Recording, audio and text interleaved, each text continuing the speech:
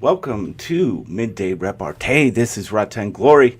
I'm joined today by Scotland's best shit superhero and CG's best shit artist, Captain Fuckhead. How are you doing? Got it. He's absolutely fucking nailed It it. is there. It's in Yeah, there. you've It's got it done. now. It's You've got over. it. I've Uh, conquered it. I have to say this again. I love the music intro for this. Like I love that Yeah, bass yeah. line. Yeah, I And had a lot of fun with that. I was like looking at actual real fencing. I don't know why, but repartee just made me think of fencing right away, the word. yes, I Um, can, I can, I can completely understand that. But have you listened to the yeah. remix yet? The remix? Yeah, yeah. So Um, next time you start the show, okay. leave the volume on YouTube, and Okay. listen to that 30-second delay. It works. Oh, okay. It's just I, dirtier and rougher and a little bit, but it still works. nice. It still works. It's weird. Oh man, how you doing today? How is it I'm all going? right. I'm all right. I've been doing some flatting. I've been doing a little bit of painting. I've got a show later on tonight, which promises to be much fun. Which I'm going to do a painting in there during that show as well. And So what I'm all what right. time I'm nice and is relaxed. the show? It's 10 p.m. GMT, 5 p.m. EST, but of course it's Wednesday, so it's the CG UK show, which means it's on Commie Mark's channel, which Yes. probably means it's going to be about 20 past 10. I have noticed he starts setting them for 10, quarter past 10, quarter past 5, but that's probably just because he's always late and gay. Well, of course.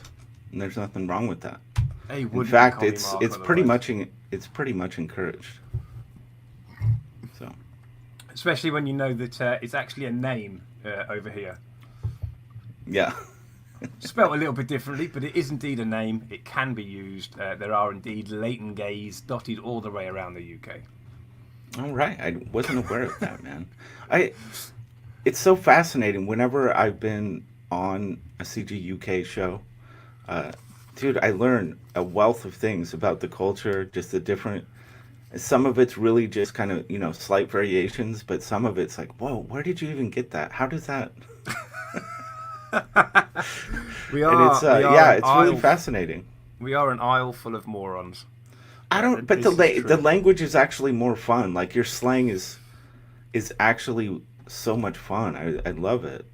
There's a lot of play in it. It feels playful, and I think I think humor is maybe held in higher esteem, perhaps. Like, especially Yeah. here in America these days, it feels like humor is almost a crime. It's been criminalized, and maybe that's happening there to some extent, but I feel like it's still really important to your everyday interactions. Well, You know? like the US, we have quite a clear north-south divide, um, and I think the further north you go, humour is a very important part of the culture, especially Northern England, Scotland, and Wales, and Northern Ireland. And a lot of that is self-deprecating, Yeah, and I think it's one of those things that's not actually absolutely ingrained in the culture, and I don't think it's ever going to go away. And it's important, and it comes through. I hope it comes through anyway. But oh, we of are all course it indeed an does. island of idiots. Of course If it I can does. find it, I found a video. I found a video on Twitter the other day that had me in absolute fucking hysterics for about half an hour. So this is a video of a dad with his child in Scotland. His dad's sitting on the toilet. I think the kid's just had a bath. He's got wearing his towel. The father went no toilet paper. Asks the kid to get him some toilet paper, so he passes him a toilet roll, and his father accidentally gets shite on his hand. And no, sorry, Yeah, the kid gets shite on his hand. right. And so you're talking about language. So the kid just turns around and goes, "Is that a jobby?" Which is a very, very Scottish word for shit or shite. And at the end of the Jobby. video, a jobby, yeah, So how JOBBY. does that? I mean, how does that? How is it a term for that? A lot of the language that enters Scots, because we speak English, Scots, and Gaelic. So a lot Yeah. of the language that enters Scots is a kind of mix between English and Gaelic. So you get some very strange words occur at times. Okay. It's one of those things, and it's fascinating to listen to. But at the end of the video, the father turns around and he goes, sorry, son. And the kid turns around and goes, what's sorry gonna fucking do now? And this boy's about 6 years old. It's just brilliant. Nice, dude. So, I thought apparently we're just we're basically gonna be talking to each other today, which, I'm fine with that. Yeah. That's how it's got to be. But I thought it would be interesting to engage, like, I don't know if you want to call it the new normal, or I'm not a big fan of that terminology, but it does feel like it's unlikely that the landscape, what we knew before all of this started happening with the shutdown and everything else. It doesn't feel like things are ever going to go back. It's not going to be a complete return, and I'm curious, like what predictions we have, like what things are going to be eliminated completely, what things might never go back to normal. Something I've thought about quite a bit is handshakes. Are handshakes, something that are fairly like the norm there when you meet someone, or are they not really that common? You wouldn't shake your mate's hand when you meet them at the cinema. No, but I guess I guess handshakes are more in the professional sphere, or maybe when you meet someone for the first time.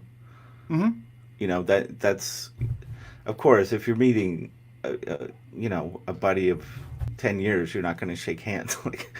No, but it's part of it's just part of the landscape. And I'm just curious, like, after everything that's happened, are handshakes, like, has that been done away with? Is that extinct now?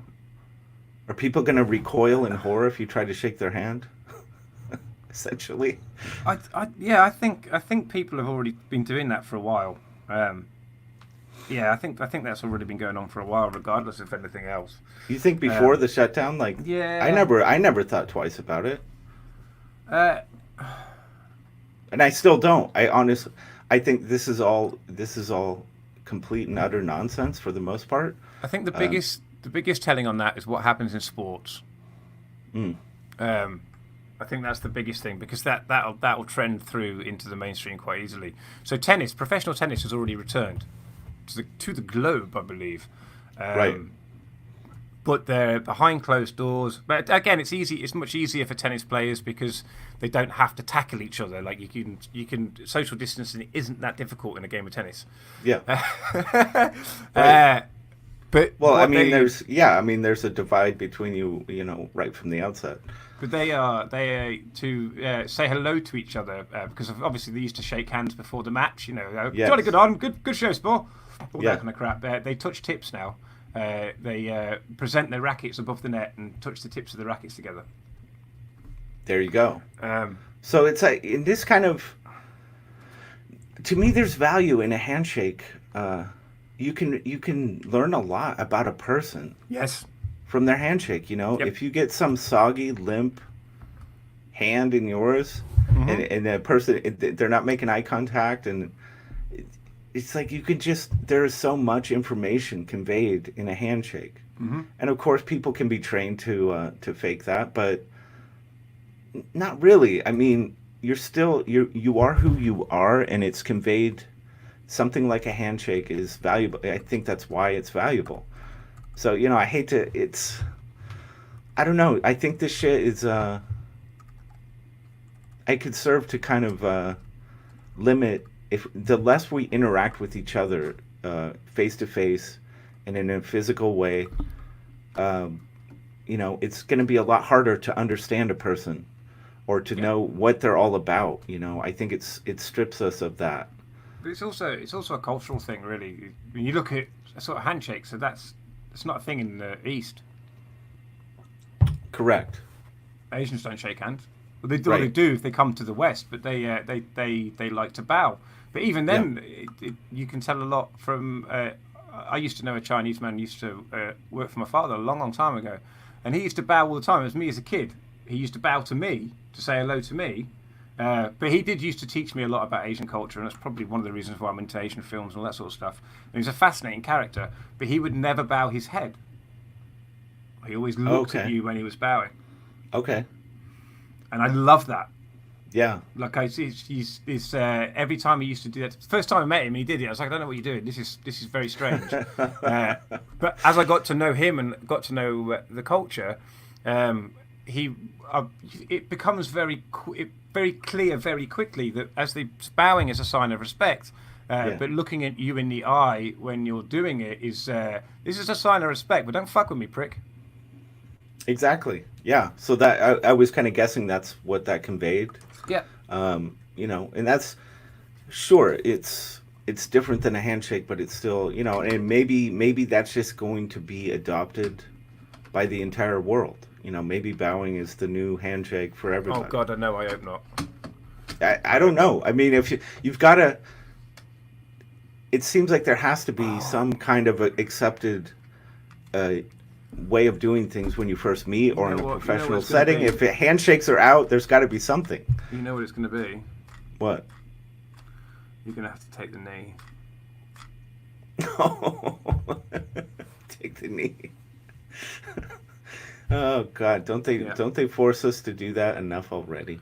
And you'll have to play. What's that stupid game you play with your hands? Rock paper scissors to see who does it first.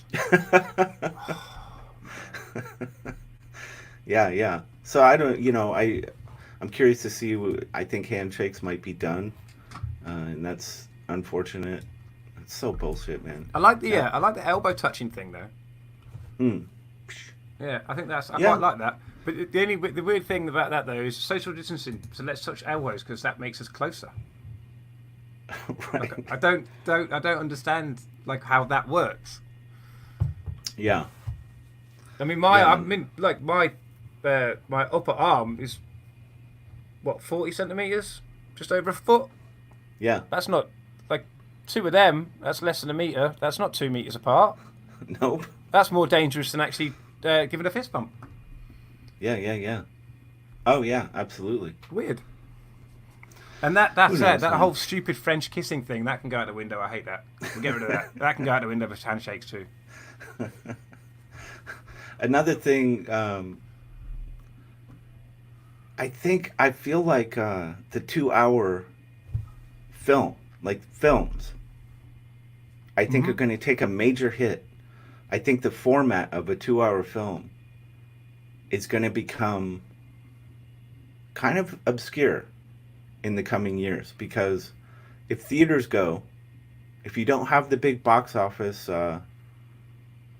potential of a film release into major, thousands of theaters, which it's looking very likely that theaters will go. What is the benefit of a 2-hour film format? It's insanely expensive, right? Mm-hmm. And we're moving towards streaming services where people are binging, series. I think things are going to, from an economic production standpoint, it's just like printing a comic book. The expensive part is starting the mechanism, getting it prepped and ready to print, and then firing up the presses. That's a big chunk of the expense. So the larger your print run, the cheaper it is per comic book. Yep. And that's no different if you're looking at producing a film as opposed to a series, like a TV, I guess you could say TV series, just because that's the terminology we have. Mm-hmm. It's cheaper to film 10 hours of a series all at once you've started the production process, than it is to produce a 2-hour film. So I just feel like it's more efficient, it's more cost effective, you're producing more content for the streaming service at a lower cost. So, and then you can flesh out the characters better, the story, you have more time to tell a story. So I feel like the 2-hour film format is really in danger of kind of becoming a rarity. I don't think so. I think that'll stay around for a bit. I don't know. Why do you think that? Oh, have you watched much of this TV shit that you see, or the 10 episode series stuff that you get on things like Netflix or Amazon? You seen much of it? I'd say the ratio to great to shit is the same as it is for film. The ratio to me is no different. I would say that some. Yeah, I don't think the ratio is much of a difference, but I would say. So look at to me, look at the economics of it. I'm looking at it from a story perspective. So there's a lot of those there's a lot of those series on these kind of streaming services, especially the original content stuff, and that's specifically what I'm talking about, because everything else is then made for TV. And it's probably at least a decade old. But a lot of those 10-hour stories probably should have been told in 2. If I'm looking at the things that I find to be good, I'd say that's I don't agree with that. Like there's a series I recently watched called Reprisal, absolutely brilliant, I think it was on Hulu. Really cool stuff. There was a series with Captain America himself was in a show called Defending Jacob. It was absolutely brilliant. The tension and that managed to produce over the course, I think it was 10 episodes. Just brilliant stuff. And so I don't know. I just feel like from a cost economic standpoint, as we move to a streaming-based entertainment paradigm, it makes much more sense to produce a series as opposed to a film. Just economically, it just makes so much more sense. And that, isn't that at the end of the day, it's about making money. It's about being economically viable. So I'm not saying films are going to go away. I'm just saying I don't think that's going to be the go-to.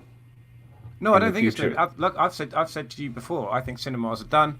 I think that whole experience of going and not enjoying a film with lots of other people who are enjoying a film is over, and fucking good. Put it to rest. I was just about to bring Dave up, actually. You know what, Dave? A lot of people are saying that The Kingdom is an original Netflix series. No, it's fucking not. First 2 series were on BBC fucking 2. The reason why I lost interest in The Kingdom is because Netflix bought it, and then it took them another fucking 3 years to get to the 3rd series, or however long it took. It took far too long. It was either from series 1 or series 2 that they made the jump from the BBC to Netflix, and they spent too fucking long dicking about with it and not getting it fucking made. That's one of the problems. That's one of the problems I have with this whole original content shit. Most of it's not original content. They bought it from another production company, but that production company still makes it. All they do is, because they now own the rights, they get to put Netflix original content on the front of it. But they don't do these things consistently enough, like we would expect from television shows. Another show like that's been having trouble. Oh fuck, BBC Two. It was the man who played Venom. What's his name? Venom. Tom Hardy. Venom. Yeah, Tom Hardy. He wrote a show with, I think, his father. And the Taboo, first series, fucking outstanding. There's two more series to be made. Yeah. But I've lost interest already because they've been dicking around making films in Hollywood. Come back, make your fucking TV series to the BBC, like you should be contractually obliged to, Mr. Hardy. Yeah. Fuck Venom.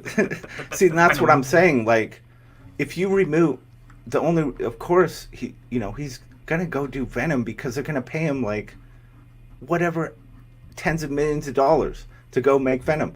But if you remove the box office motivation, the theatrical release, all that money that's in that film is going away. It's not going to be there.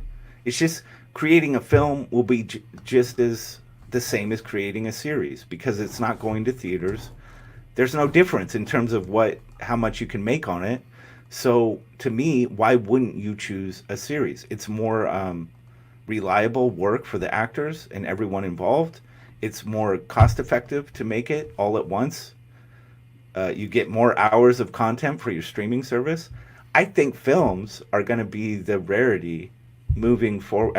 As we move forward, it's going to be less and less films and more series. I think the ratio you were talking about between shit and good is going to get wider as well, because I think you'll just end up getting a lot more shit stuff. Maybe. Because if you look at the way that film has always worked, like writers of film, if you know film, writers of film, and particular producers, and like we were talking about.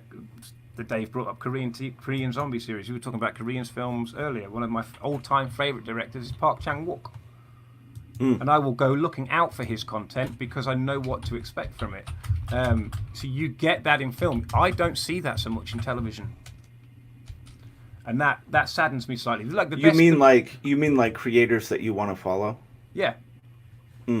Well, I don't. Well, but see, that's because all of the prestige has been in film to date. Like when it comes to the series, who the director is or the creator has historically hasn't been like that prestigious. So it's starting to shift, though. I mean that is shifting because like this guy Alex Garland, who I'm really into right now. His latest series was called Devs, absolutely brilliant.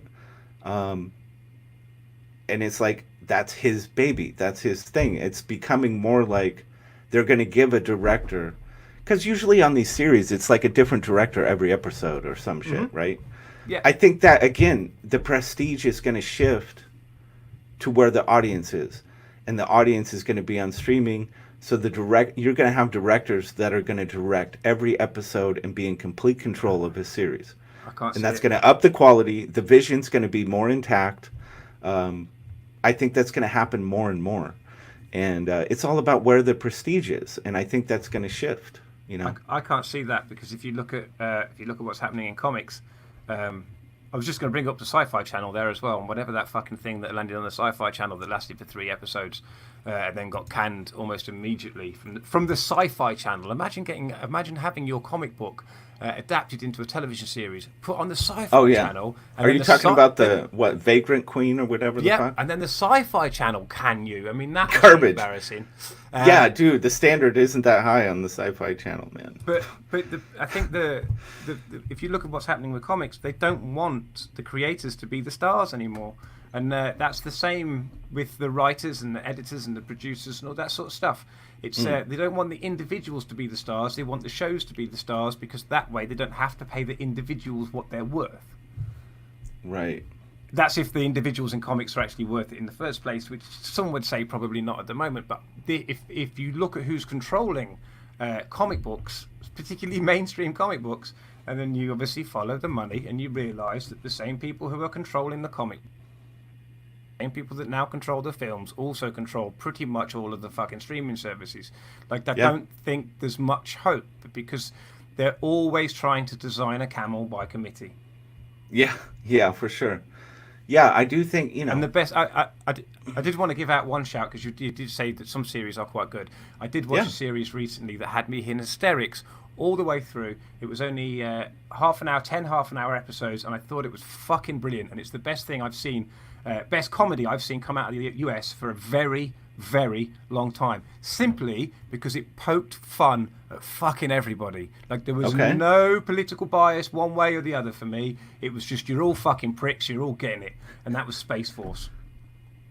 Oh. I have a hard time with that one, dude. Yes, it does poke fun at everybody. I get that. But it was so absurd to me. It was so absurd. When the moment, like, what's his name? Steve Carell or whatever. Mm-hmm. The moment this guy, this lifelong dedicated military man, was asking the team, and I don't care, fucking spoilers. Who cares about the show? You can't spoil this show. No, you can't. He was asking the team, legitimately asking the team, to have a dog do a spacewalk and make repairs on something. I'm like, you would, for comedy to have any impact, there has to be at least a simulation context of reality. Like, no motherfucker thinks a dog can go and use tools and fix any goddamn thing. And to present it, to me, it was just instant. I fucking stopped watching right there because it's not funny to me. If Monty Python, I don't find humor in that. If Monty Python had done that, you'd have been buckled over. No, I really wouldn't. I really wouldn't. I don't. It just doesn't work for me. Like that level of stupid doesn't. I've never appreciated. I like smart. I like a comedy with a little bit more of an edge, a little bit of intelligence. That shit never flies with me. It's instant out. But that's not the part that I found funny about that. It was Steve Carell playing the character he was playing that made me laugh about that situation. Sure. It wasn't the dog. He's brilliant. The dog thing is by the by. That's just what's the word they use in films? I keep hearing it now in comics too. That was just the MacGuffin to move the story along. Was the dog. Like the actual story, the comedy part, I don't think was nothing to do. The chimpanzee bit, that was quite funny. I did find that funny, to be fair, but you had to. No, it was. I wanted to enjoy that show. It was. I do find it. I do find it very. Go ahead. It was the chimpanzee that did the spacewalk because it turned out that the chimpanzee had actually eaten the dog. When the chimpanzee was out, all you could see was his dog's tail floating around inside the capsule. Great, that's funny. That's funny, but having a career military man suggest that a dog go make repairs. At that point, I'm checking out because I don't. You've removed me from even believing the context of this show, even though it's a comedy. It doesn't. I'm just out. It doesn't work for me. It's so stupid. I can't take it. The only person I thought of there was Stormy Norman. Yeah. To be fair, I think there's I think in the UK we're much more used to that style of comedy. We do like stupid, fucking insane shit. We always have done. Yeah. But it's in all of our great comedies, stupid stuff like that always exists. Right, and it's that's a subjective kind of thing. I'm like, it's just not for me, and I wanted to like that. I do find it very interesting that right out of the gate, Space Force, the idea of Space Force, right, militarizing space is instantly a comedy, which is why wouldn't you militarize? Everything is militarized. Everything has always been militarized. The value of militarizing space would be off the charts if it was actually a thing that you could do. The reason it's made into a comedy is because you can't do it. It's not a viable thing. Nobody can do it. And that's why it was made into a comedy, just so people don't take it, they don't actually go, yeah, that seems like a good idea, because imagine the power of dominating space. I'll make you happy now. Out of the 3 new Star Trek series, that was definitely the best. What? No doubt in my mind.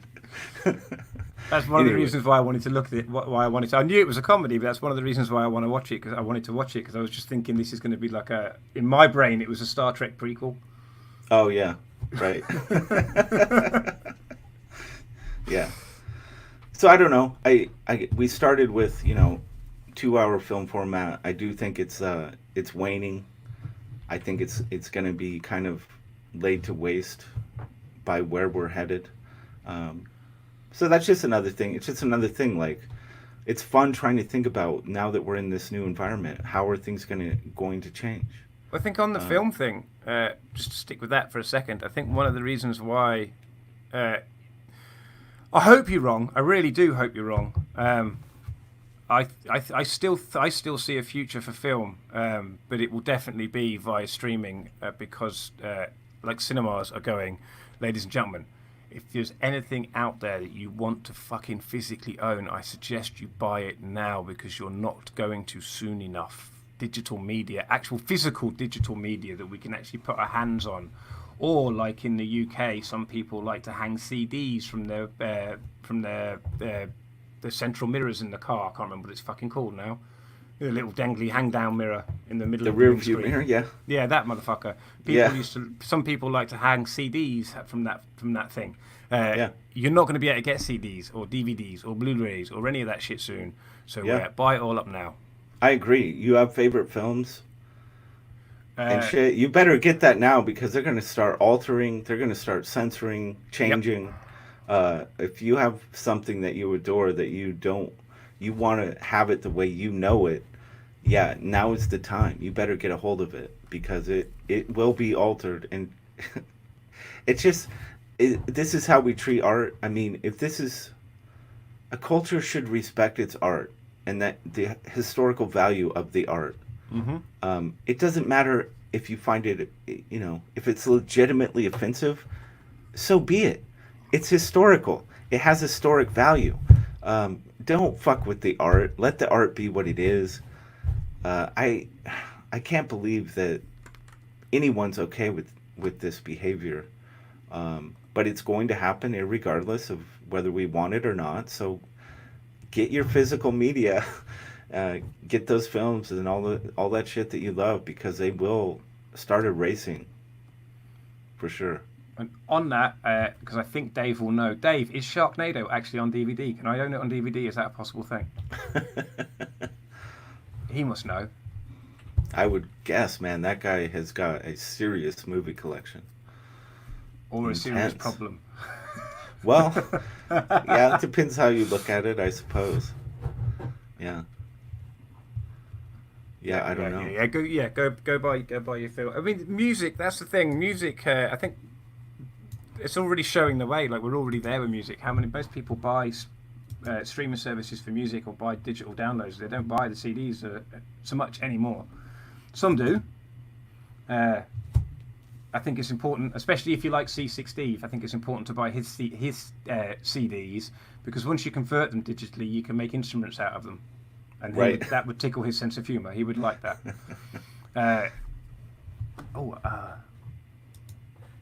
Physical media is the way. Yeah, it is. It is, Dave. Yeah, that's exactly the thing I was reading. Yes, you are. Physical media is the only way to go, but not for much longer, unfortunately, because it costs money to produce. Yeah, it is so dangerous. Like having everything be in the cloud, everything be digital. Man, there's so many dangers in that. I can't even express how dangerous that shit is. Don't like it. Don't like the direction that's going. Nope.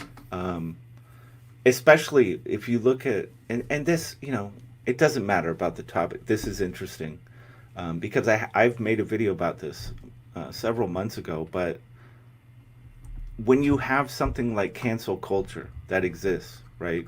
People are being canceled for the most ludicrous nonsense things, right? Mm-hmm. Legitimately harmed, losing their job, losing their source of income. In that environment, when you talk about putting everything on the cloud, now I'm a graphic designer and I use the Adobe suite for work, right? So it's all on these programs are on the cloud, and you have an account, and I can use that software because I've paid into it, and it's all good. Now imagine, just fast forward a little bit, take the cancel culture thing to its ultimate conclusion. What if I step afoul in some way, right? If it goes to a place where all of a sudden you could be denied access to the cloud because you've stepped out of line in some way. I could lose access to the software and programs I need to do my work, right? And if you don't have access to a physical alternative, you're done, man. And I feel like if you're going to give this much control to corporations, where we're reliant on all this software, all these programs, all this interconnectivity. Imagine being canceled from that connectivity when you're completely reliant on it for your work. This is so dangerous. This is beyond dangerous. I feel like we're moving to a place where it is seriously becoming a problem. We're already there. There have already been reports that Google remove stuff from their cloud that they no longer deem to be important because people haven't accessed it for a period of time. So we're already in that place. Yeah. So I was talking to Charlie's London's been having a problem with her Mac. Well, it's a Mac, of course. She's been having a problem with it. Always by pair, never Apple. So she was trying to upgrade the OS system. Yeah. Because obviously Macintosh, like they do when they bring out a new iOS system, they don't like you using the old one, so they force you to upgrade it, and they don't tell you how. Therefore, you think your computer's broken, so that you have to go and buy a new one, or pay £60 for someone to actually just press 2 buttons and make it happen for you, because no one will tell you how to actually do it. But that's Apple. Sorry, having a rant. Adobe are exactly the same. I fucking hate Adobe. Like, they drive me up the wall. They were trying to sue people for using old versions of their software a couple of years ago. Get to pricks. Yeah. So where was I going? I was going. That was important there for a minute. Yeah, talking to Charlie, they were saying if you had, she was talking to Apple about getting it fixed and finding out how to do it. Apple finally told her what to do, and then said, it would be a really good idea if you saved all your stuff to the cloud. So they're obviously trying to sell her more cloud space. My answer to that question is always and will be for everybody on the fucking planet. Don't save it to the cloud. Buy yourself another digital hard drive that you can plug in via USB. Use that to save all your shit. Update it once a month with all your new stuff that you want to keep safe. Unplug it from your computer so it's not connected to the internet, so the only person who has access to it is only ever you. And when you want access to it, don't have the internet on. Yeah. That way it stays safe forever. I just don't know how the direction everything is going. I don't see. There will come a point where you absolutely have to be connected to the cloud to access software and connectivity to all the things you need to do your work, to just exist in the new landscape. And what that means is you have a single point of cancel culture context where if you're not in line, if you step out of line by some arbitrary rules of this new culture or society or ideology, you can lose your access. And if you lose your access, you might as well just be like, I'm homeless now because I have no way to make a living. This is where it's headed for me. Like, the writing's on the wall. So it's like, you're going to either be lockstep and never speak out. Nobody will be able to say anything out of line for fear that they will lose access. And that's what this is setting up. While I love the technology, I love this ability to connect, to do what we're doing right now. We have to start measuring what is benefits versus possible threats. So there's already been... It's getting to a point where it's like, dude, it's not worth it. We got to step back from this. We have to start rejecting moving forward with this technological bullshit a little bit. There's already been a comic that's predicted this by a guy called Troy Torres, and Science Wizard Comics is the name of the company that published it, called Wanpool. Now, Wanpool is a bisexual, body-positive superhero. And during the day, what he used to do, was he was a superhero watcher. So he used to keep tabs on the superheroes, what they were up to, all that sort of stuff. And he used to let people know about all this shit on whatever fucking version of YouTube was being used in the comic. And one day on his little show, he said something that people didn't like, and the YouTube, as I say that with bunny ears, but obviously you can't see me, what a fucking idiot. The YouTube didn't like it either, so they cancelled his entire internet existence, and the government also cancelled his birth certificate, etc., etc., etc. So he has to re-register as a new citizen under new blah blah blah, etc., etc., etc. And that's coming. And I'll tell you, here's a prediction for you, because here's one way that it might actually happen. So Amazon, we all know, Amazon started off as a bookshop. We all know now they do a lot more than sell books. They also now have a controlling stake in some social medias. They even have one of their own social media platforms, I believe. Is that Mixer or Twitch or something? One of those things. It's owned by Amazon now. So here's a little prediction for you. At some point, you know the Amazon Fire tablets? Yeah. At some point, they're going to give them away for fucking free. Absolutely nothing. Because these things cost fucking pennies to make. Literally pennies. They don't cost much at all. They're going to start giving them away. But what they'll do is they'll give them away with the caveat that if you accept this tablet as a gift from me, Mr. Amazon, there is a contract that comes with that. And for the next, say, 5 years, whenever you need to buy anything, all you're going to have to do is turn on your tablet, tell your tablet, and it'll come to your door, and your Amazon account will pay for it. Whether that's food, whether that's books, whether that's rulers. Yeah. I've got a sexy ruler in the post today. But you'll be tied into a contract. And the moment that Mr. Amazon man sees something that you don't like on the internet, that you've done for that 5 year. Yep. That's coming. Exactly. That's absolutely coming. It's just around the corner. And it's like, are we just going to let these things unfold? Or there just needs to be a point, I would think, where we just need to say, look, even if I have to sacrifice a little bit of the connectivity or things that I think actually could be positive, there's a point where if we just keep rolling with this and letting it go forward the way it is, we're going to find ourselves in a world of hurt, and we're really very close to that now. Yep. How you doing, George? Greetings. I did before. I wanted to give a shout out to Death Metal Hero. Thank you for being here. Always good to see you, man. George, what are your thoughts? What's the topic? Well, that's complicated. I just came in blind. Right now, we're talking about kind of the danger of everything going to the cloud and digital.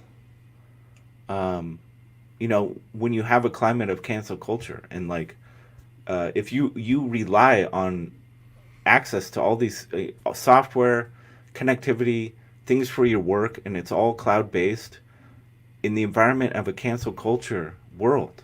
How easy is it going to be to just shut your life down, your livelihood? If you rely on all of this stuff, it's basically going to force people to stay in line, never speak out, because they could be cut off from everything that they need. Just like that. Click of a button. Well, I don't know why people are worried. I mean, already our health records are on the cloud. Our government records are on the cloud. Our purchasing power is on the cloud. Our banking is on the cloud. Our communications between you and me and our email, everything's on the cloud. Okay, I mean, what are you worried about? What part is actually terrifying you? Everything already is in the cloud. But it's not. But there's still I rely, like I was saying, you might have missed this, but I rely on certain software to do my job, right? And I've recently had to. I've had the shift to accessing that software on the cloud. Yep. To do my work. So if you're talking about now, I could be if I step out of line, could I lose my access to the software I need to do my job? That's records and all this is one thing, but I need access to certain components, software. If you can only gain access to those things through the cloud moving forward, you could be cut off from that real easily, and that's what worries me. Well, being cut off from the cloud, I mean, they're already doing that. So exactly. Again, what is the fear? Because right now it sounds like I'm not being funny here, as I usually am. I'm taking the feelings and passion out of it, and I'm just thinking clinically, just logically. Okay, practically everything is already on the cloud, unless you're running a computer that's pre-2015. The software on computers up to 2015 are all landlocked purchases, meaning that if you buy the software, it's forever.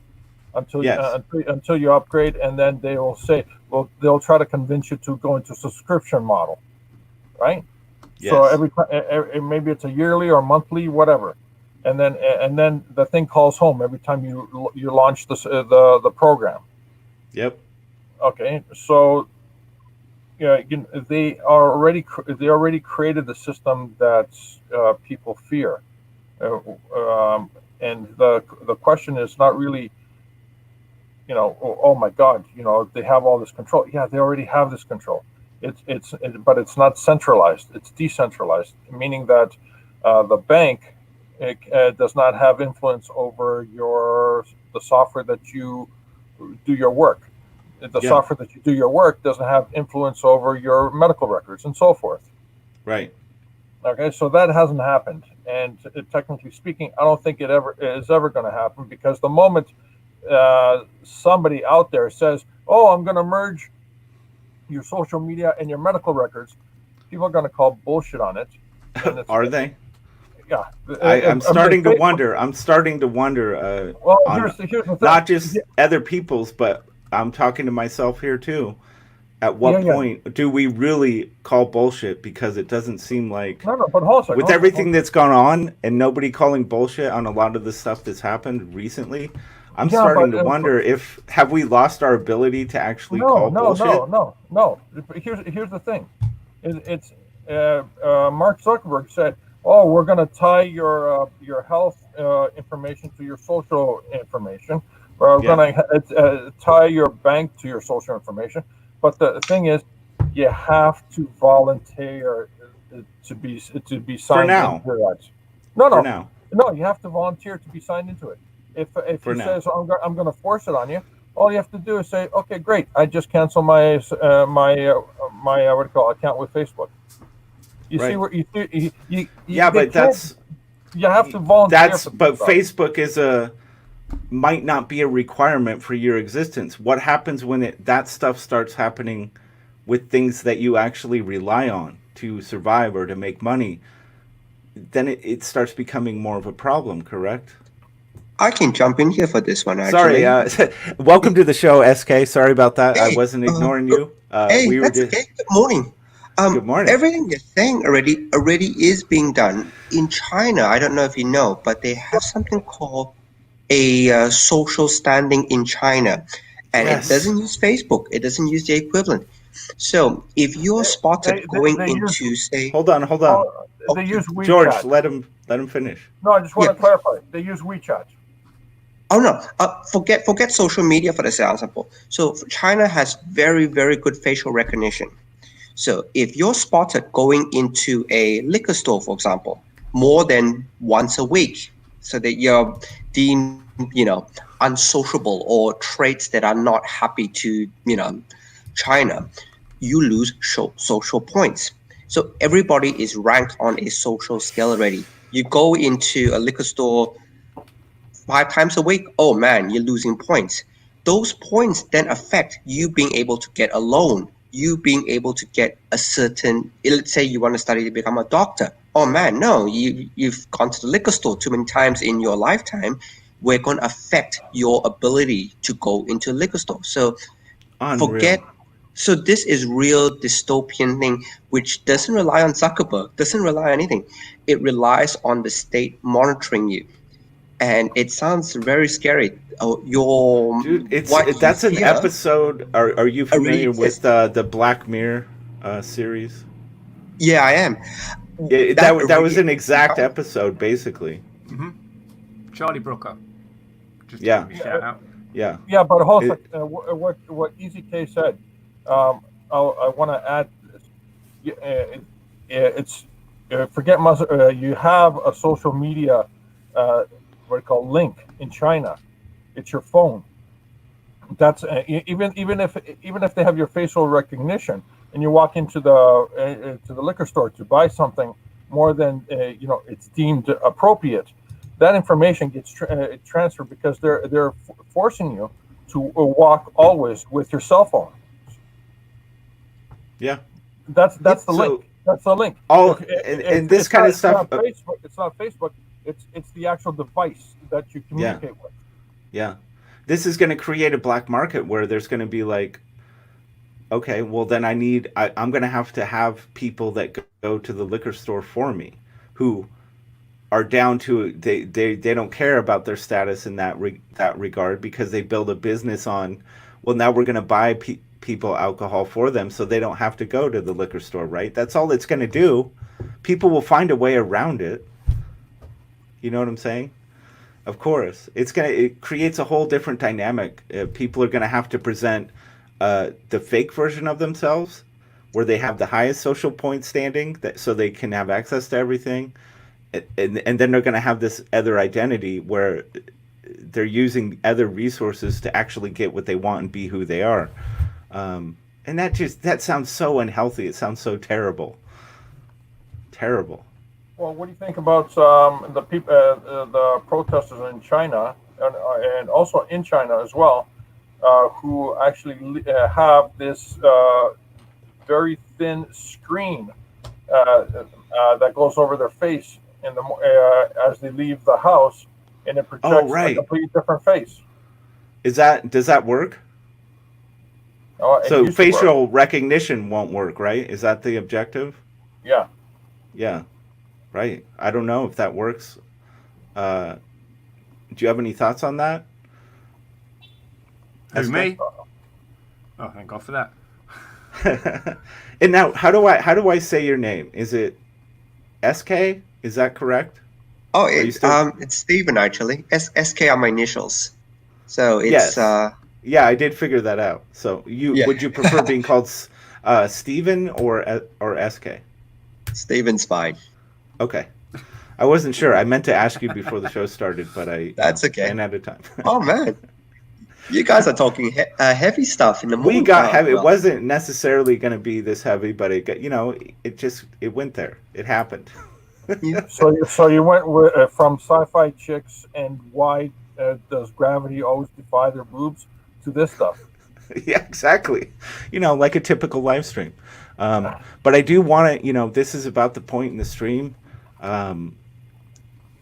We've got Stephen here who's involved with this really cool looking book, Terralympus. The art looks absolutely fantastic. So yeah, I think we're having a cool discussion. It did get a little heavy, and I think maybe we can transition to talking about this project, because I wasn't that familiar with it, but I want to learn more about this project. Yeah, can we make a easy transition to Terralympus? Any dystopian stuff in it? It is dystopian, actually. So. Yeah, of course. There you go. Yeah. So, dude, well done, George. Good call on that. Let's share a screen. Let's see some cool imagery. Come on. Would you prefer controlling the screen yourself, Stephen, or do you want me to bring it up for you? I'm happy for you too. It's okay. Okay. Yes. Always make the host do it, because then you get the opportunity to shout at them when they go wrong. Yeah. Let the man control your fate here. I just like giving people the choice, because if they want to scroll down to something specific, it seems nice to have that control. But I'm happy to do it for you. Yeah, but it's funnier when you get it wrong. Yeah, of course. I get things wrong a lot. That's why we're laughing so much. All right, so Stephen, let's talk about this book. Well, first of all, what is your involvement? What role do you play in this project? Look, I'm the writer and creator of Terralympus, so more or less I do everything except for the artwork. Okay. Now, is your artist, or do you have a letterer? Are you doing the lettering as well? Oh, no. I have there's another person in Melbourne, Australia. So the artist is Vaughn. I think he's from the Philippines. Okay. I have a letterer and a guy who does grayscale in Melbourne, Australia, who helps out with that. Okay. His name is Darren Close. Nice. So is this your first 30 days, or is this a full 60-day run here on the campaign? So this is about, I think I did a 25-day run, so a shorter campaign. All right. I brought volume 1 across last year, And so this is the campaign basically for Volume 2. But if you missed out on Volume 1, you can still pick up a copy of Volume 1 as part of this campaign. Yeah, that's fantastic. That is such a great way to do it. It gives people who may have missed the first volume a chance to jump on and get the whole story. And of course, that's digital option. Sorry, is there a digital Yeah. option? Oh, that's fantastic. I can't see it. That's why I'm asking. Okay. yeah, it does look like there's a digital option. Yep. For So sure. I'm big on digital. So I do like the idea that if you get a copy of the book, you get a digital copy as well. I've always been a big fan of that. You buy the Blu-ray, you get a digital copy for yourself as well. So on every tier, basically, you'll get a copy of a PDF copy of the book as well. So even if you get Nice. the physical copy, there is a digital copy that's given out on basically every tier. Yeah, I dig that as well. I mean, I'm not a huge fan. I want to hold that comic book. I don't really read comics digitally, but I do accept that there is an up and coming generation of people who are less attached to the holding something. They're more accustomed to screens. They're comfortable with it. So that, I think digital moving forward for comics is something that it's just part of the landscape, and it's here to stay. Well, I'm a fan of digital, so I do buy hard copies and stuff like that. I tend to use that to collect, like all the campaigns I back. When I get the hard copy, I keep it nicely in the backing board and store it away. Yeah. What I love to do is load up all the digital stuff onto the iPad, or and just read off there. I've got so much stuff to read. I don't think I've got more to read than I have time now. Right. I've reached Yeah. that stage, which is good. I don't know. I guess that's another thing with digital that maybe concerns me a little. And it's almost, the same with streaming services or what have you. It's like there's almost this oversaturation potential for me, where it's like, I don't know, when it's a physical book, there's something more, there's a point of engagement to me that's a little more exciting. Whereas digital, you can get so much of it, access to so much of it, that none of it becomes really that exciting to me. It concerns me about that with comics and digital. And then digital is so cheap to produce that you're going to have people that maybe really don't have the talent or ability to produce a great comic, but you're going to get flooded with a lot of lower quality digital comics just because it doesn't cost anything to put them out there. So, I have my concerns about digital, but I do accept that it is going to be there. It's something that, it's just there. It's going to be there. So, Although I put it usually as an option. I 100% see your point about the physical. But I like it there as an option to say, you know what, if you get it, yeah. The digital is there as well. It doesn't cost me any more because when you create the files for print, it takes the whole of 10 more seconds to create the digital Right. copy. Right, exactly. Yeah. No, I get that. I don't know why I went off on that so hard. I guess I had some feelings about digital. It's a weird one. I think. So I've read a few digital books, digital comics, and I find them a little bit difficult because I like to see. I usually have to zoom in to read the letters, and I like to see the full page, because what they say, every page in a comic book each page should tell a story, then each 4 pages should tell a story, and then the whole book. Sorry, you know what I mean. But I really like the idea for digital for collectors, because that way they don't have to buy 2 books. Yeah. No, I agree. Yeah, so you can read the digital copy and keep the other copy for, like you say, for collecting. Yeah, you don't need to jizz all over your Cyber Frog. You can just do it on your tablet. I don't know. I prefer having a little sticky on the pages here and there, just so I know which page I really like the most. It's a good. I don't know. So, should we watch the trailer? Yeah. Here? Yeah. Yes, please. Let's give that a look.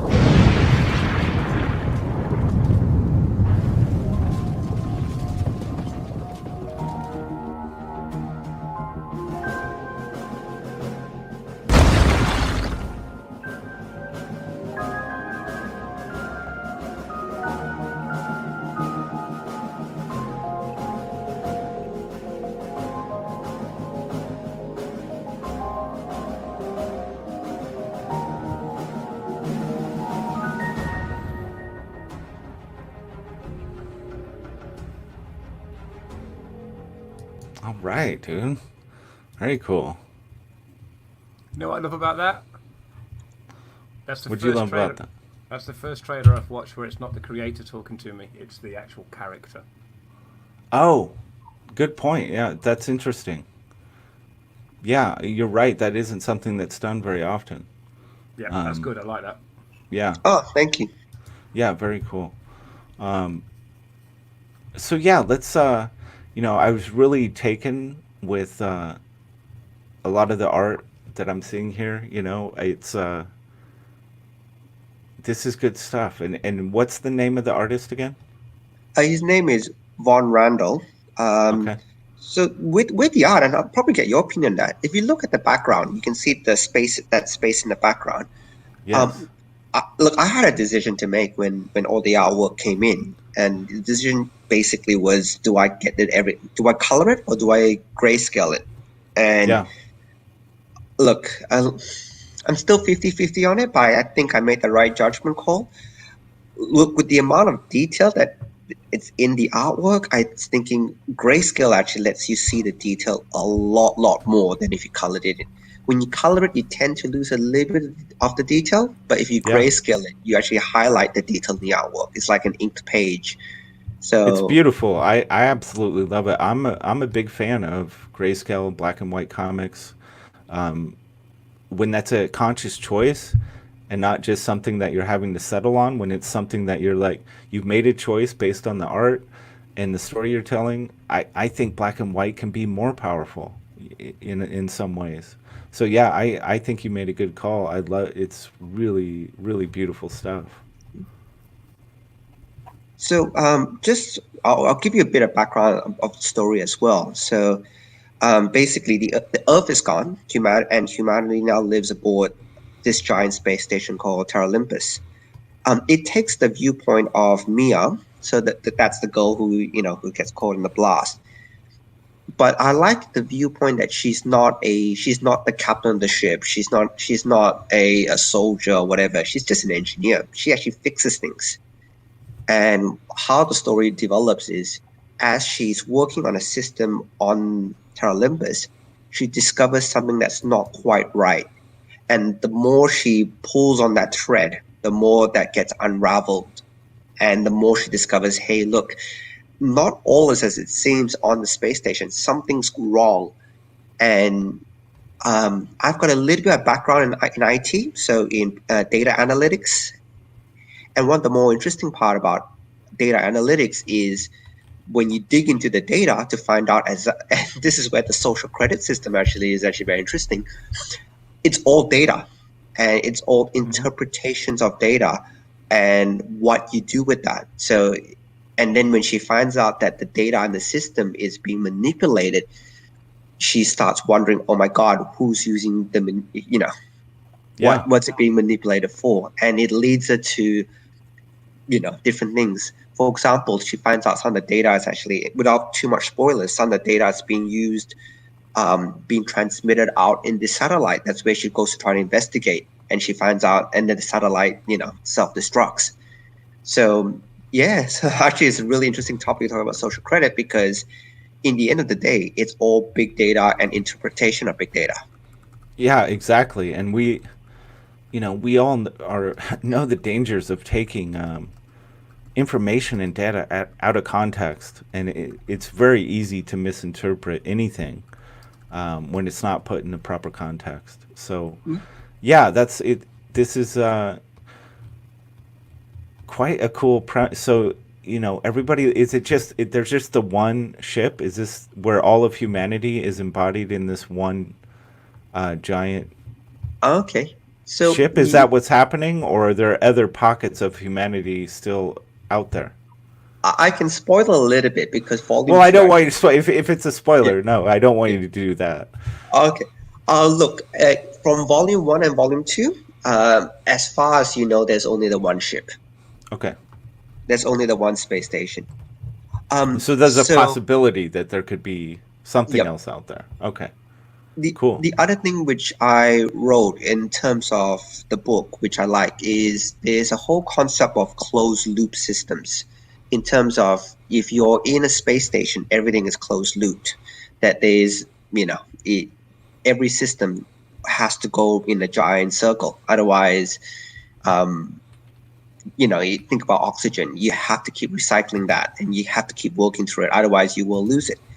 So in terms of closed loop systems, again, my little bit of IT background, you run through what they call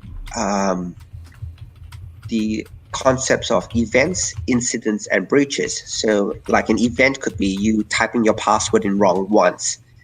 Is that a big deal? Probably not, because it happens. Now, what happens if you type your password in wrong five times? Does it become an incident? Is it someone trying to brute force your system? Yeah. And then if someone now types your password in 5 times incorrectly across multiple, your banking system, your Facebook account, your Twitter account, they keep trying to access all different systems. Is that now a breach? So there's a lot of, in terms of when you read the book, in terms of science fiction, if you really like science fiction that is grounded in reality, I think you guys will really love Terralympus, because a lot of it is real world concepts. Even the space station and the ship itself, I basically use a lot of NASA designs to get the design through on, if this really existed, how would it look like in the future? So Yeah. a lot of it is really, it's not Starfleet, it's not Star Trek where it's nice, Right. it's clean. It's more gritty. not- It's more, realism based, functional. Correct. Not, that's cool. It's not I even Star appreciate Wars that. with lightsabers. Lightsabers are actually very, very difficult in physics. Yes. Correct. Everything that's there, I try to make it that like, for example, the oxygen that gets created, they actually says there's a scene towards that explains it. There is actually something, technology that exists now called artificial chlorophyll. And I just kind of push that, to the nth degree, but that type of technology already does exist. Yes. Right. Cool. No, I like that level of thought is going, I think it's all of that detail, all of that thought that's put in, and it just creates, it's more immersive for the reader. The experience becomes, it really adds a lot to it. So all of that is really appreciated by any sci-fi fan. That's we love the texture of that stuff. So. Look, and although it's all there, I try to put it in the background a little bit, because in the end, it's still a story. But the good point of view is, because she's an engineer, as she's fixing these things and, she's trying to get her head around it, the reader is kind of dragged along for the ride. And in the heart of the story is still a conspiracy, a mystery. It's still a conspiracy theory, which I like. So the more that she finds out, as she finds things out, the reader gets an insight into what she finds out as well. Nice, dude. Yeah, I really like that, man. I can tell that you kind of know how to create a story, just by you saying, these kind of details they're in the background. The story isn't focused on them. They're just there to add texture, to make it more immersive. That signifies to me that you kind of know what you're doing here. Oh, thank you. Look, if you scroll down a bit, and I'll show you the other part. Not yet. Sorry, not yet. Sorry. I'm taking this page in. I think this page is beautiful. It is, isn't it? I love the way he's added those separate panels in. It just it's stunning. Yeah, That looks great. Yeah, the one I kept, all of the pages that I'm looking at are so cool. This popped out to me. It feels iconic to me when I look at this image. It has a very iconic vibe. I'm loving the grayscale. I think the art is really engrossing. Well done, This man. makes me think of Gits. Mm-hmm. Oh yeah. That's what comes to my mind immediately when I'm all the artwork in this, all the pages, just makes you think of Ghost in the Shell. Yeah. Okay. How far did you want me to scroll down here? Just the next page, then the next section. Okay. So just in terms of, say, the fight scenes as well. So, yeah. The other thing is, I'm a big MMA fan, and nice. so I'm going to throw a name out there, and please don't judge me too harshly. She is a Hall of Famer, though. I'm a huge Ronda Rousey fan. I think she's the one who actually brought female MMA, UFC basically to the forefront. I don't like the way her career ended, and I did follow her a little bit into the WWE, but man, she's the one who brought UFC to me. So Yeah. so what I find with MMA and the fight scenes which I copied is I find that if there was a real fight, you see the old 80s Stallone movies or the old 80s Van Damme movies, the two guys would beat the crap out of each other for you know a good Yes. 10 minutes. In Absurd. Yeah. reality, that tends not to happen. You clock somebody one good hit. I mean, it takes a while. Like in UFC, they are feeling each other out. They're trying to get advantage and all the rest of it. But all it takes is one good move or one good clock, and the guy is down. And I try to put that type of fight scenes into it, where if you get caught properly, you're down. So if you look Yeah. at say Yeah. the next page, what I did with Vaughn, which I was fun, was we were looking all fight videos. So in the first panel, that's a single knee takedown that takes, and after that is the standard ground and pound, where if you're on top of the guy like this, the ref pulls you off because Yeah. you've won. You just pummel the guy's head until they submit. So Yeah, dude. You've really found a quite talented artist, and it could just be the artist interpreting your script, or it could be you. It sounds like you work really closely together to bring it to life. But it's the panel work here, the dynamic angles and perspectives, especially at the bottom of this page, the way it's angled down, how that plays in with the panel. It's absolutely dynamic. It's engaging. It's full of energy. It's just really well done. Love it. Damn. just a shout out to Dave. Yes, look, I agree with you from the chat that Ronda's the one who before that there was no fights in UFC. Ronda was the first headliner. She basically there was actually a big I can't remember which one. I think it was a 6 match or a 7 match. I can't remember exactly which one. But she had the co-main event with a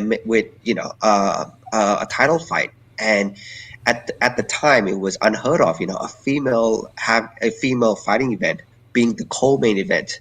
But Yeah. look, this UFC is probably one of the few things where I think, in terms of say women's sport, where it's just as intense. It can actually is just as nasty as the male event. Right. Right. Mainly because I love UFC because the rules are basically get your guy to submit or get your girl to submit. So Yes. I almost feel like I shouldn't bring this up, but it does concern me in today's climate with the gender identity politics and transgender. It does concern me, especially in something like female fighting, that someone born a male is able to now take some hormones and claim they're female and then beat the shit out of other women in a sport like this. It really bothers me.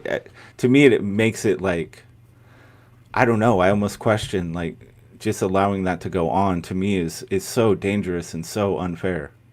Did you see that? Did you see the highlights of that fight? The one fight that I saw, and I was like, I'm not watching this shit again. I don't like it, dude. Exactly what you said. It happened, and some lady was taken to hospital with a crushed skull, and you could physically see it happening when the other fighter put their knee, and all it was a knee to the skull, and the skull just caved in, completely caved in. Oh no, I don't enjoy that kind of thing. But No. I don't know.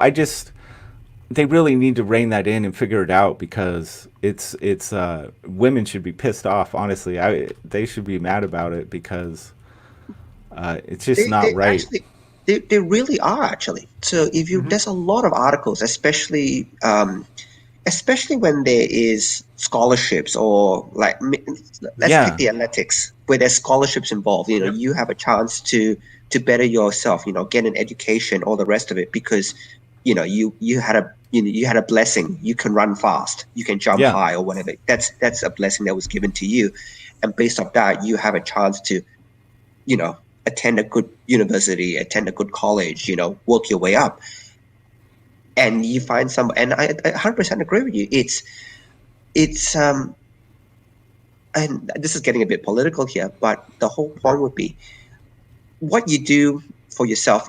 How you identify. It's on. Doesn't affect other people. It's your life. Do what you want to do. I'm on that stage. You want to say who you are, whatever. Doesn't affect me. Where it does then affect me is where you are biologically have an advantage. Let's be real. Men are biologically stronger than women. There are exceptions, of course. Take the mean curve. It's true. I'm not saying anything that's wrong. Now you're using that biological advantage, and you're using an identity to play that biological advantage off. That's just wrong, especially when you get. And I always use the chance where you're using you're using your advantage to basically decimate your opposition, and that's wrong. Like you get bored. Google all those athletics in the U.S. Women athletics in the U.S. It's a huge uproar, especially in the high school level, where you get it is. Where I agree. Yeah, I know there is outrage over it. I just don't. It does. Who are the people that think it's great? I don't understand who the people are that actually support it.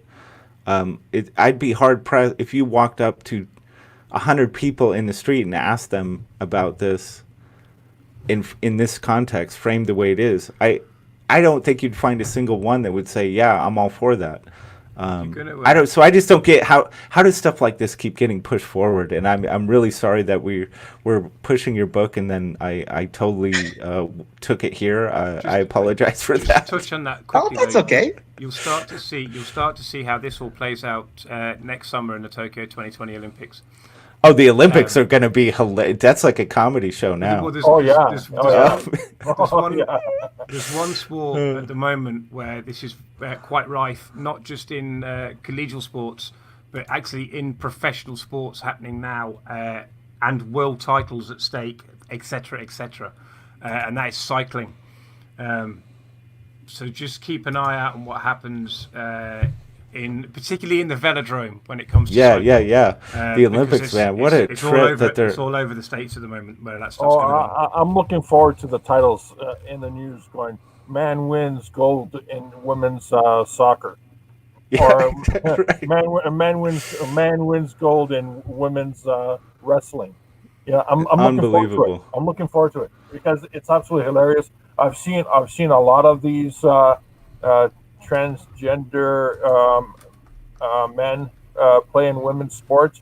I've seen wrestling it just dominate. I've seen actual racing. Was it 100-meter and 200-meter? Dominate. Yeah. It dominates. What we call cycling dominates. Mm-hmm. I mean, it's. I think it's even swimming. I'm pretty sure. I thought I saw a swimmer as well. I think there is, and there's a man that holds a bench press. Is it bench pressing? No, I don't think it's bench pressing. Whatever it is, from the floor to way above your head. Oh, deadlift. Deadlift. There's a man who holds a female deadlift world record. It's bad. It's bad. I don't. We gotta stop. We gotta cut it. Stop it. We gotta get back to this book. This is not the topic. Let's talk about this. He did it as a joke. He's a UK rapper who identified as a woman for one day. To take that's why he did it, and then they identified his back as a man immediately. Okay. Listen, talking about deadlifts. Okay, you gotta find this video online. The guy who played the Mountain in Game of Thrones. Yeah. He is the world champion for lifting the heaviest weight, and there's a video of him doing it. Okay, and this guy's like what, 7 feet, 8 feet tall. Okay. There's other bodybuilders in the same room. As they're pushing him along, championing him, and they're taller and bigger. It was a scary thing to see because you have no point of, seriously, you got to watch this film because you have no point of reference of height until you actually see someone who's about naturally 6 feet tall, and he's looking up. Seriously, he's looking up straining his neck. You got to watch this video. But All right. I did getting back to Terralympus, which is why we're here right now. Sorry, Steve. No, We that's okay. apologize. We went. No, I love this. I It's love an this. yeah, it's a good conversation. Maybe we should actually delve into this topic on a midday repartee. It could be good. But I wanted to, tell us about this featured perk, which I'm assuming gets you volume 1 and 2. Is that correct? Correct. So the feature perk is a copy of Volume 1 and Volume 2, and you also get a copy of the PDF. So like I said, every tier gives you a copy of the PDF as well. Very nice. Very nice. Is there any other recommendation you would make in terms of an entry point, or is this just the best way to go right here? Look, that's the best entry point that you have, because you get caught up with Volume 1 and Volume 2. So that it's actually more than, say, 100 pages.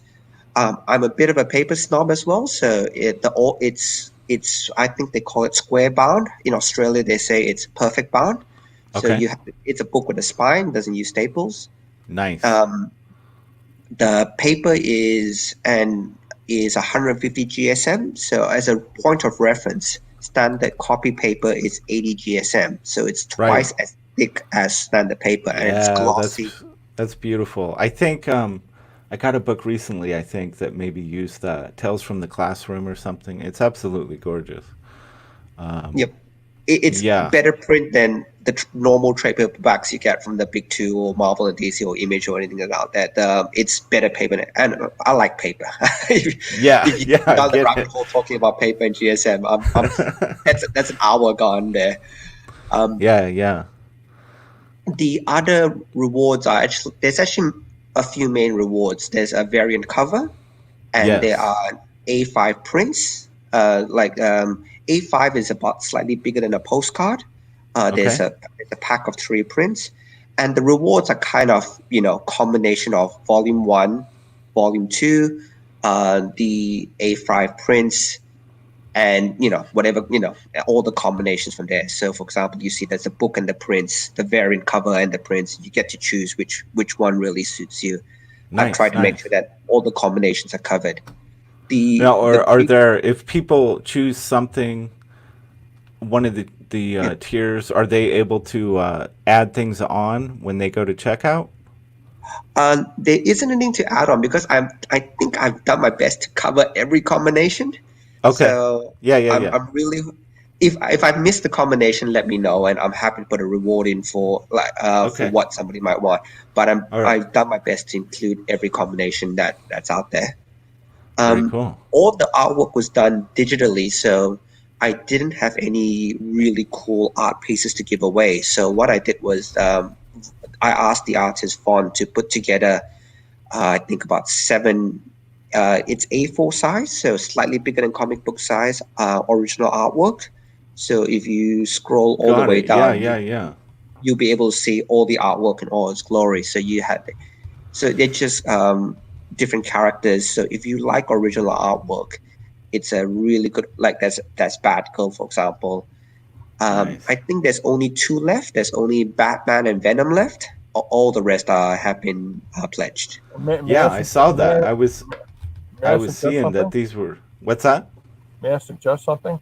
Since your artist is doing digitally, I highly recommend that you do 1117 or 2218 printouts, and and offer them as a limited prints with the artist signature and your signature. Okay, no, that sounds like a really good idea. Yeah, it's not a bad idea, because man, I got to tell you, I think there'd be a lot of interest in the pages. Look so beautiful. Exactly. Some of the pages I'm looking at, forget the stuff that's of established characters. You go up to those pages, you look at some of those pages, the paneling work, the ink, the detail, and all that stuff. That page right there, I think that would look great as a print, a large print. I would put this on my wall for sure as a poster or something. I mean, I love this image. It's so powerful. For yeah, anyone, it's anyone in America who doesn't know what A4 is, A4 is the standard sort of British comic. So if you think of 2000 AD, it's that bigger is always better, as you keep trying to tell us. But you've never figured it out for comics yet, have you? A5 is then half that size. But if you want to know what A5 is, it's 8.3 inches by 8.5. And I know that's in eighths, so the points don't really make much sense. But you get the idea. Yeah. Just slightly bigger than 8 by 5.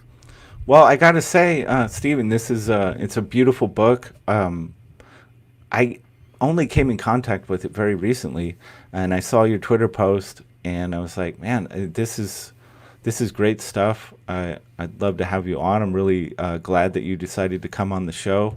Happy to go sorry, ahead. I got to interrupt. One more question. How many pages? I forgot if it was mentioned. How many pages is this book? Currently, it's at 56, but we'll adjust it accordingly. I'm trying to bump it up a bit more, but Okay. it's because it's perfect bound. I'm not held by the. I'm trying to get it divisible by 4. If you know how when you're printing. No, I understand. Yeah. Do you have a high quality access? Do you have access to high quality digital press where you are? Yes, I do actually. So there's one in so I can do offset printing in Australia. So it's really good. So yeah, it keeps the pricing low. Okay, Yeah. here's a thought. Find out how much it would cost just to do your book as a one-off at say 13 by 19. Like the old school Marvel DC oversized books, like Superman versus Yep. the Amazing Spider-Man, that kind of size, right? Find out how much one digital print run of it would cost, and offer that as like oversized signed oversized artist edition, so to speak. It's not a bad idea. I would. This is one book. When I'm looking at these pages, I would having an oversized version of it would be pretty spectacular. Oh man, I wish I talked to you. Look, this campaign's ending in 2 days. Oh man, I wish I. Well, talked to can't you? Don't you have the yeah. option to extend another 30? I think you can go in demand and you can adjust your rewards that way. So I have to start investigating all these things. Look, If you've only done like a 25-day run or whatever it was, I'm pretty sure you can extend the funding campaign further. Mm-hmm. I would recommend extending your funding period for another. Just do another however many you started with. Implement some of this stuff, experiment. I'm certain you can get your numbers up some more. You'll pick up more support, and in demand will always be waiting for you at the end of that road. Also find out what is the bank expenses and the transfer expenses to get the money into your account after Indiegogo's closed, because if you're in the United States, there's no expense, but here in Canada, every cycle after after you're in demand, it costs like $25 bank fees, and I think it's like a few dollars more for transfer fees from the bank and stuff like that, and then conversion. So please look into that just in case. If it's different from Canada, great, but just be careful. I don't think it's different. I think it's the same in Australia. That's why when my other previous Indiegogo campaign, I didn't go in demand just because I was thinking the fees would just kill everything. Like imagine if you got say 1 or 2 pledges in per month, and you transfer the money. There's no money in there. The money's gone in transfer fees. Right.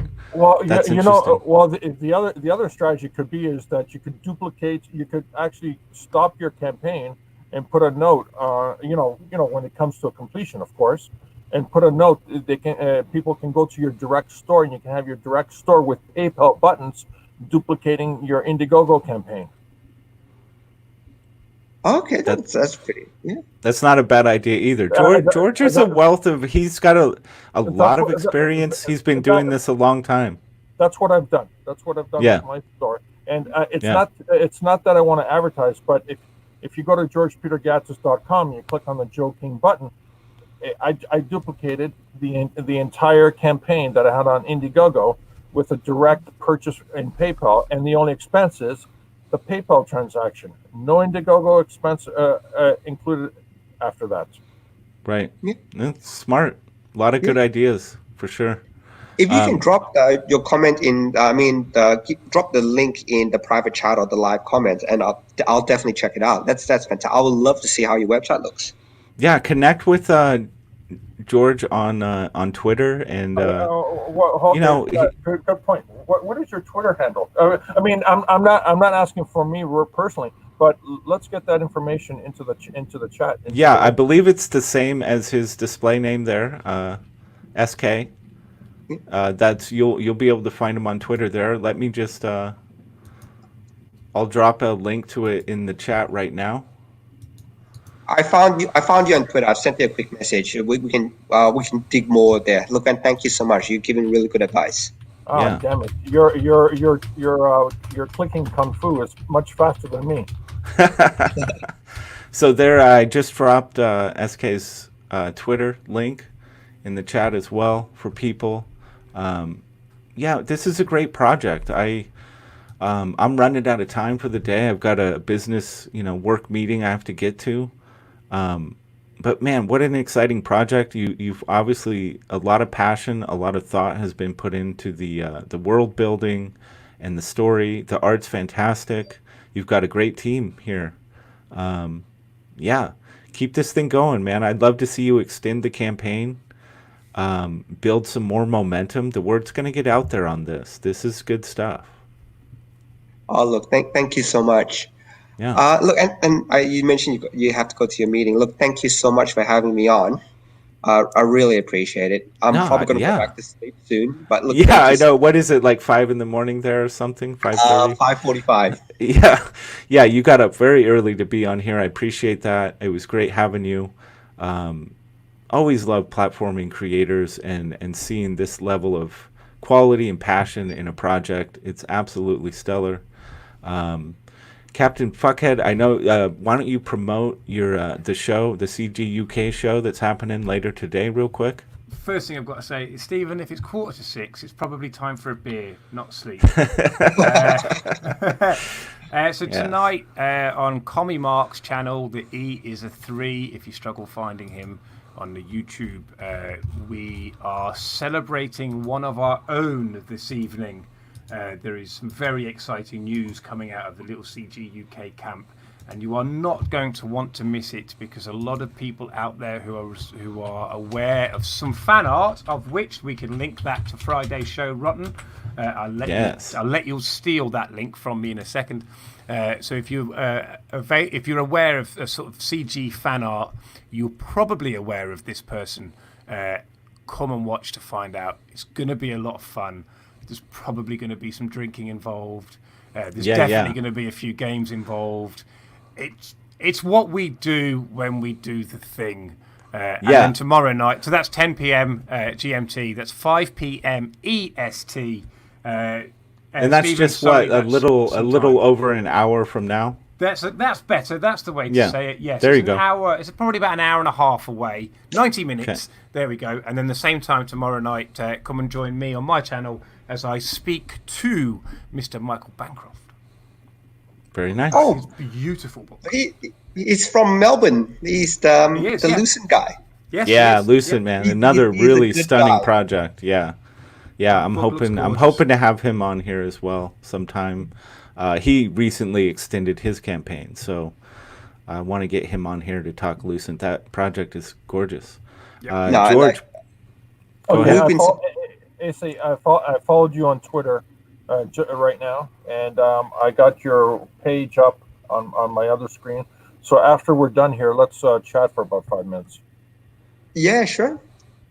Yeah, watch out for George. He'll stalk you, man. He'll harass you. I'm just kidding. No, George is a wealth. He's a wealth of knowledge. He's been doing, some ideas maybe might not work for you, but he's been doing this for a long time and has a lot to share. It's worth experimenting. You know, there's things that work in CG and these campaigns, but it doesn't mean we shouldn't keep fine tuning it and experimenting and trying new things. So, yeah, he's definitely hear what he has to say.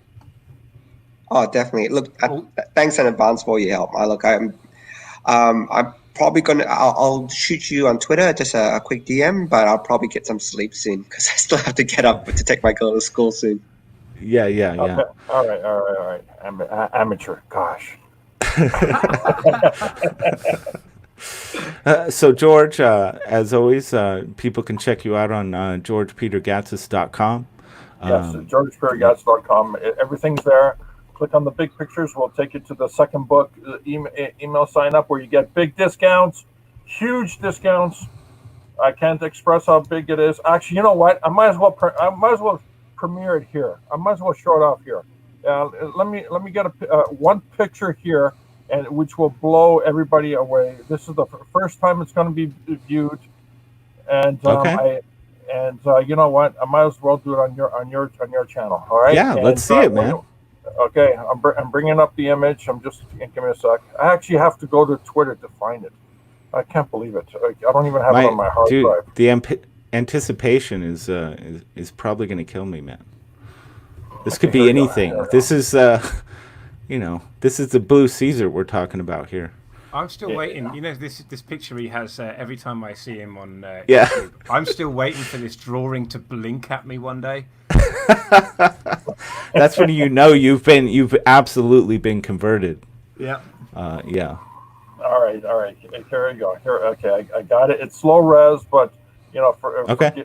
Okay, I'm about to share my screen now, and the picture says 1,000 words, and there you go. Boom. Oh. Yes. So this looks like, yeah. Is this a 3D model? This is a 3D model. I have the physical print hasn't been done yet. Okay. So this is going to be done on a 3D printer? Yes. Nice. Nice, dude. This is so funny. Hail the Blue Caesar of ComicsGate, indeed. Yes. So check out georgepetergatsis.com, and of course, snag your copy of Terralympus. Great looking project. Thank you for being here again, Stephen. And we will see you tomorrow. Thanks for being here. Thanks, guys. And I'll reply to all you guys a little bit later. I'm just going to